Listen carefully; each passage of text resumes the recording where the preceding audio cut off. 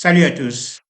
L'un des problèmes auxquels les théologiens ont eu à faire face est celui de comment concilier l'expression du libre arbitre par les enfants de Dieu et la non-responsabilité du Très-Haut face au mal. La tradition occidentale a tenté de résoudre ce problème en introduisant la notion du diable, tandis que les Noirs ont résolu le même problème par la doctrine du Nun, l'existence potentielle du mal au ciel. Nous allons examiner ces deux solutions dans cette conférence. Bienvenue à la chaîne Nzilaloa du Dr Kiatezwa Lubandadio Lualuka. Merci de nous suivre. N'oubliez pas de vous abonner et d'appuyer sur la cloche de notification pour ne pas rater nos vidéos. Le thème de cette conférence est libre arbitre et la non-responsabilité de Dieu face au mal.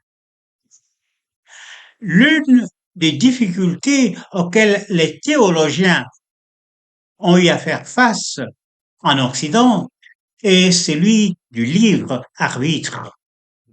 Les enfants de Dieu ne peuvent pas avoir la liberté du choix entre le bien et le mal sans la présence du mal au ciel.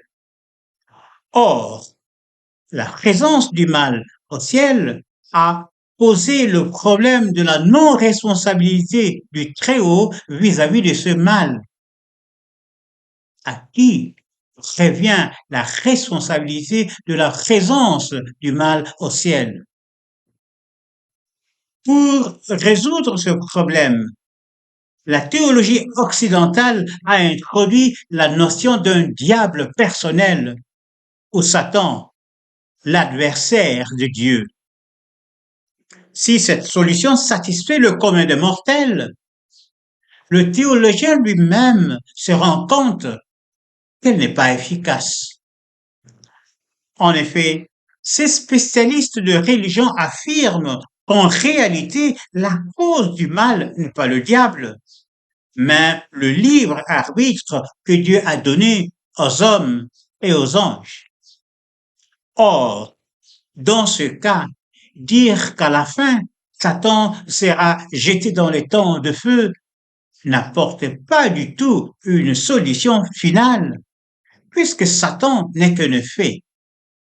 Les mêmes causes produisant les mêmes effets, rien ne nous garantit qu'après Satan, il n'y aurait pas un Satan bis qui séduirait ou qui séduit déjà l'humanité.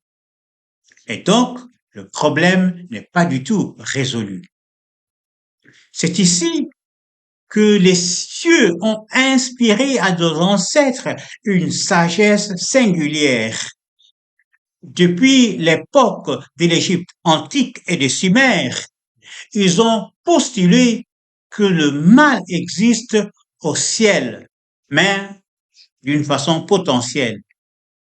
Ils ont donc compris que le mal potentiel suffit pour que les enfants de Dieu exercent réellement leur libre arbitre. Lorsque quelqu'un décide de se construire une maison, il a fait un choix entre ne pas avoir un logis et en avoir. Pourtant, cette maison est encore potentielle. Mais la maison potentielle est suffisante pour lui permettre d'exercer son choix. Le mal potentiel existe au ciel dans ce que les anciens Égyptiens ont appelé le Nun.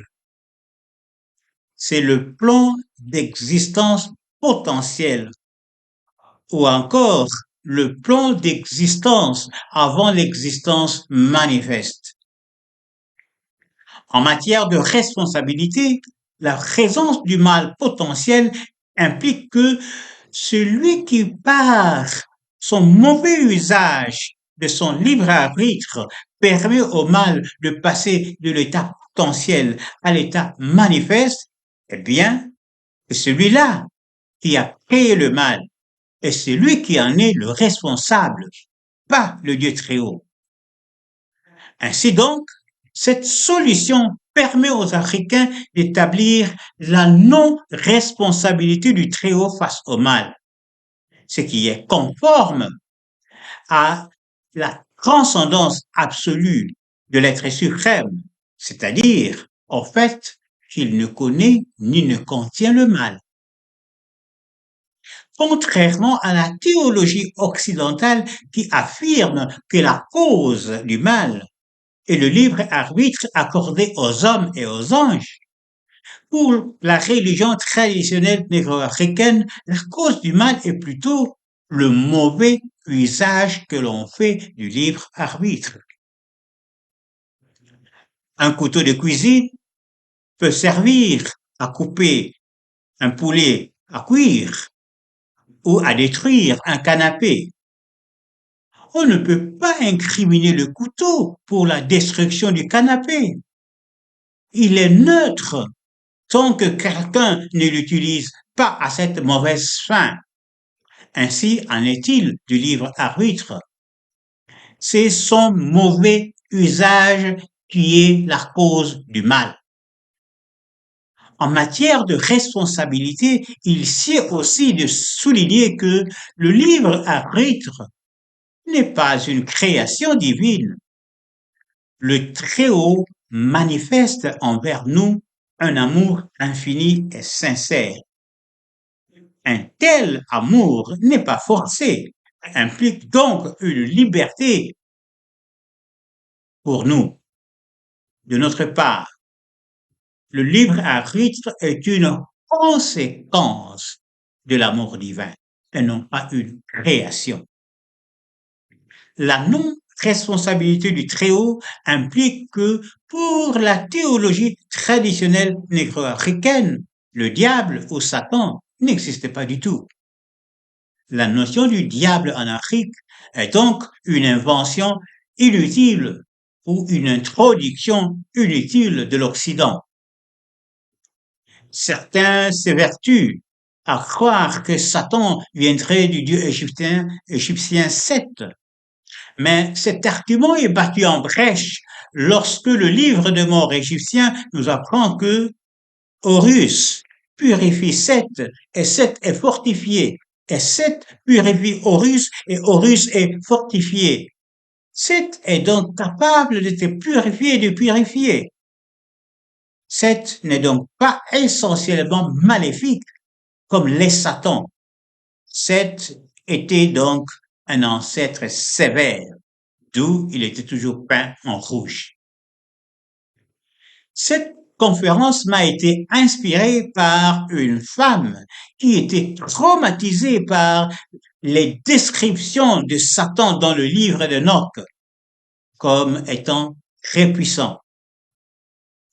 Grâce à cette compréhension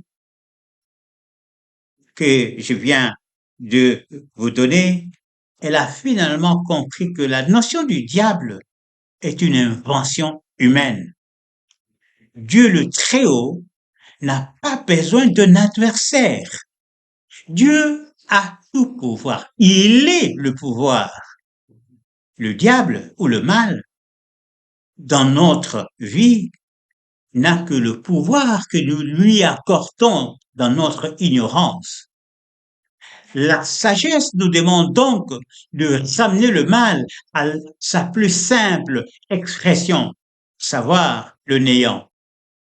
Le mal n'a en fait ni pouvoir, ni intelligence, ni réalité.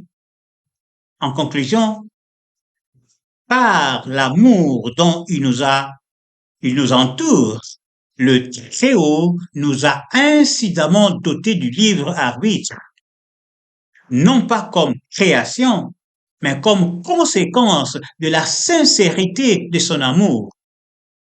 La cause du mal est donc le mauvais usage du libre arbitre par les enfants de Dieu. Et cette théodicée dégage Dieu de toute responsabilité face au mal. Merci. Si vous avez aimé cette vidéo, s'il vous plaît, likez et partagez. Pour en savoir plus sur ce sujet, veuillez consulter mes livres disponibles chez Amazon.